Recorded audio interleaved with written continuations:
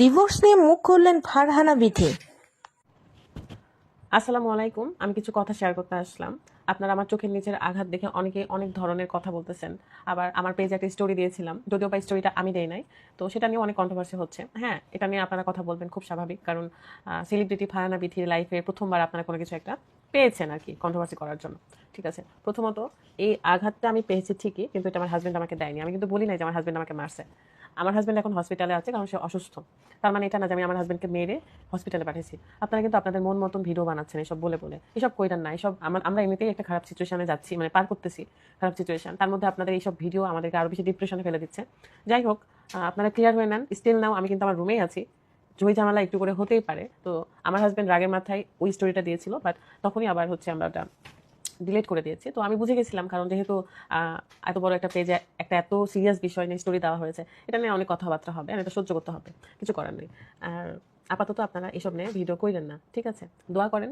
কারণ আমি দেখলাম রাজশাহীর একটা গ্রুপ আছে, আমাদের রাজশাহীর রাজশাহীতে আমার হেটার্স অনেক বেশি, কারণ রাজশাহীতে অনেক ব্লগার আছে যারা অনেক বছর ধরে চেষ্টা করে করে হয়তো সাকসেস পায় নাই, বা সাকসেস আমি হুট করে বাইরের একটা মেয়ে রাজশাহীর বৌমা হয়েছি, রাজশাহীর ছেলের বউ হয়েছি, হয়ে আমি একটা সাকসেস পেয়েছি। তো এটা নিয়ে আমার উপর অনেকের হয়তো হিংসা আছে, বা যেটাই থাকুক, সবার জন্য আমার ভালোবাসা থাকবে। তো একটা গ্রুপ আছে, যে গ্রুপ কখনোই আমাদেরকে নিয়ে কখনোই পজিটিভ কথা বলেনি, কোনো দিনও না। আমি কখনোই তাদের কাছ থেকে কোনো সাপোর্ট পাই নাই রাজশাহীর গ্রুপটা থেকে। তো লিখেছে দেখলাম যে আম্বানির বউয়ের নাকি আম্বানির সাথে আম্বানির বউয়ের নাকি ঝামেলা হয়েছে। তো এটা কি সত্য নাকি মিথ্যা? হ্যাঁ, তাদের নাকি আলাদা হয়ে গেছে, তারা এটা কি সত্য নাকি মিথ্যা, মানে খুব খারাপ ভাবে কথাটা লিখেছে আর কি। তো আমি তখন একটা জিনিস ভাবলাম যে কাছের মানুষরা, এটা তো আমার কাছেরই, কারণ আমি তো এই শহরেই থাকি, রাজশাহী শহরেই তো থাকি। কাছের মানুষরা কখনোই মানে আনন্দ দেখলে খুশি হয় না, কিন্তু কষ্ট দেখলে খুশি হয়, বুঝছেন? তো এই খারাপ সিচুয়েশনে অনেক কিছুই বুঝলাম। এখন বিষয় হলো, আমার হাজব্যান্ড পোস্ট করেছে হসপিটালের কিছু পিকচার। সেই পোস্ট হয়তো লিখেছে যে আমি অনেককেই পাই নাই কাছে। সে তার দুঃখ থেকে কথা বলেছে, কারণ সে আরো আরো কিছু বন্ধু বান্ধবদের আশা করতেছিল যে তারা হয়তো তাকে দেখতে যাবে এই জন্য। তো এটা তার একটা দুঃখ প্রকাশ করেছে। তার মানে এটা না যে আমার সাথে তার কোনো ঝামেলা হয়েছে, আলাদা হয়েছে। চোখের নিচে আঘাত সব সেলিব্রিটিদেরই কেন জানি হয়, দিয়ে নাকি আলাদা হয়ে যায়, ডিভোর্স হয়ে যায়।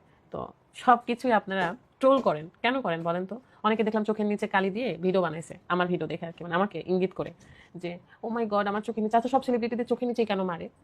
এসব করেন না, এসব করেন না। রিভেঞ্জ অফ নেচার একটা কথা আছে, আপনি যেরকম আচরণ একটা মানুষের সাথে করবেন, আপনি ঠিক সেটার একটা ব্যাক পাবেন, পাবেনই পাবেন। অ্যান্ড অন্যের কষ্ট দেখে এরকম করেন না, ঠিক আছে? এখন বিষয় হলো যে সবই ঠিক আছে, আপনারা এত টেনশন করেন না। আমাকে নিয়ে অনেকে চিন্তায় পড়ে গিয়েছিলেন এই পোস্টগুলো দেখে। হ্যাঁ, আমার খারাপ লাগতেছিল। মানুষের সবসময় তো ভালো সময় যায় না, খারাপ সময়ও আসে। তো আমি এতটা বেশি ক্লান্ত ছিলাম যে আমি চেয়েছিলাম যে এই দাগটা মিশে গেলে তবে আমি ভিডিও বানাবো, কিন্তু তখন অতিরিক্ত খারাপ লাগতেছিল জন্য ভিডিওটা আমি করেছি। অ্যান্ড যতদিন এই দাগটা থাকবে, আমি যদি ব্লগ করি, এই দাগটা কিন্তু আপনারা দেখতেই পাবেন। সো কিছু করার নাই, আপনারা দোয়া করেন। জীবন এটাই, দুঃখ কষ্ট মিলিয়ে জীবন। 24 ঘন্টার মধ্যে মাত্র 3 মিনিট আপনাদেরকে দেখায়, আর আপনারা মনে করেন যে সারাদিনই ভিডিও করি বসে বসে। তো আমার কথা হলো, সব বিষয় নিয়ে না বিজনেস করতে হয় না। আপনারা একটা টপিক পেলেই হয়, সেই টপিক নিয়ে নাড়াচাড়া ঘাটাঘাটি করে করে ভিডিও বানান, বিজনেস করেন, টাকা কামান। আমরাও টাকা কামাই তো অনলাইন থেকে, অন্যদেরকে নিয়ে কথা বলে তো করি না।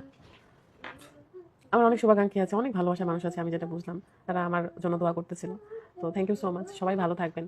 অ্যান্ড তিলকে তাল বানায়েন না, এটাই বলবো। সব কিছু নর্মাল আছে, জাস্ট একটা মিসআন্ডারস্ট্যান্ডিংয়ের জন্য আমার হাজব্যান্ড উত্তেজিত মাথায় ওই পোস্টটা দিয়েছিল, অ্যান্ড তখন আমি ডিলিট করেছি। আর সেটা নিয়ে আপনারা শুরু করে দিয়েছেন অনলাইনে, এখন খালি এটাই চলতেছে। অ্যান্ড একদমই ভালো লাগছে না এটা, একদমই না। স্টপ, চলে যান। কারণ আমার ফ্যামিলি, আমার শ্বশুরবাড়ির ফ্যামিলিটা কিন্তু খুব ডিস্টার্ব হয়ে যাচ্ছে সব দেখে। আমি তো খুব শালীনভাবে ভিডিও করার চেষ্টা করি, বা শালীনভাবেই থাকি, খুব ক্যাজুয়াল মানে থাকি আর কি।